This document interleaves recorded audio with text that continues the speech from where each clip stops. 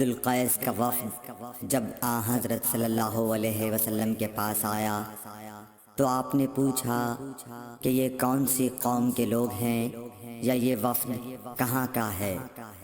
انہوں نے کہا کہ ربیعہ خاندان کے لوگ ہیں۔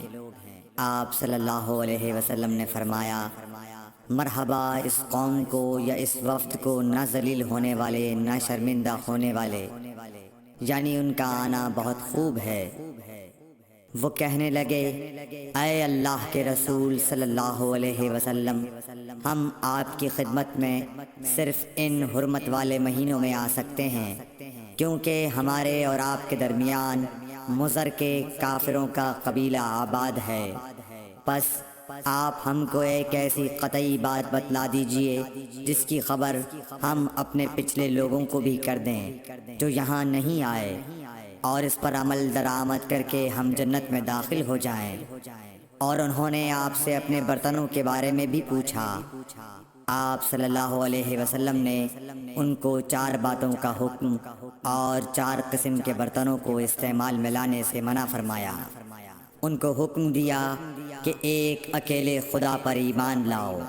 پھر آپ صلی اللہ علیہ وسلم نے پوچھا کہ جانتے ہو ایک اکیلے اللہ پر ایمان لانے کا مطلب کیا ہے؟ انہوں نے کہا کہ اللہ اور اس کے رسول ہی کو معلوم ہے۔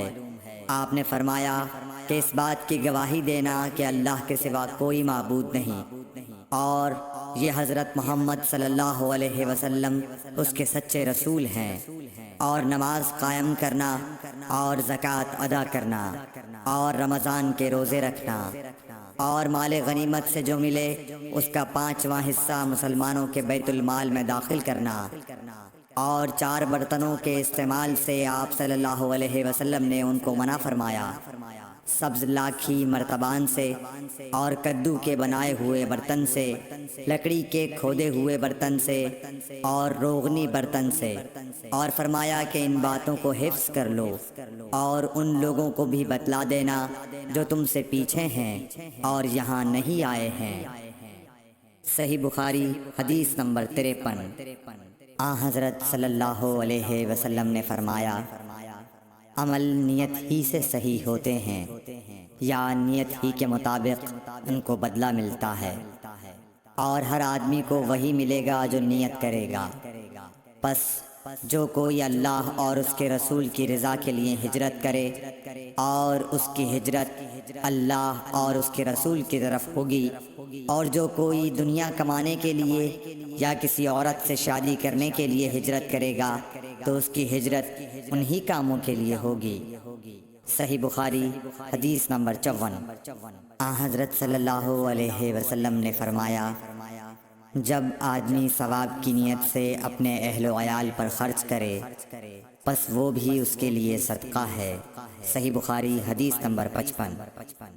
حضرت صلی اللہ علیہ وسلم نے فرمایا، بے شک تو جو کچھ خرچ کرے اور اس سے تیری نیت اللہ کی رضا حاصل کرنی ہو تو تجھ کو اس کا ثواب ملے گا، یہاں تک کہ اس پر بھی جو تو اپنی بیوی کے منہ میں ڈالے۔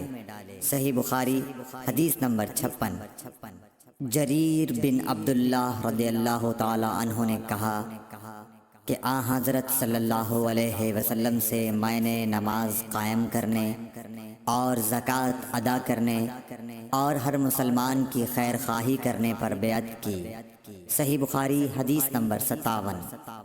جس دن مغیرہ بن شعبہ حاکم کوفہ کا انتقال ہوا تو جریر بن عبداللہ رضی اللہ تعالی عنہ خطبے کے لیے کھڑے ہوئے اور اللہ کی تعریف اور خوبی بیان کی، اور کہا تم کو اکیلے اللہ کا ڈر رکھنا چاہیے، اس کا کوئی شریک نہیں، اور تحمل اور اطمینان سے رہنا چاہیے اس وقت تک کہ کوئی دوسرا حاکم تمہارے اوپر آئے، اور وہ ابھی آنے والا ہے۔ پھر فرمایا کہ اپنے مرنے والے حاکم کے لیے دعائے مغفرت کرو، کیونکہ وہ مغیرہ بھی معافی کو پسند کرتا تھا۔ پھر کہا کہ اس کے بعد تم کو معلوم ہونا چاہیے کہ میں ایک دفعہ حضرت صلی اللہ علیہ وسلم کے پاس آیا اور میں نے عرض کیا کہ میں آپ سے اسلام پر بیعت کرتا ہوں۔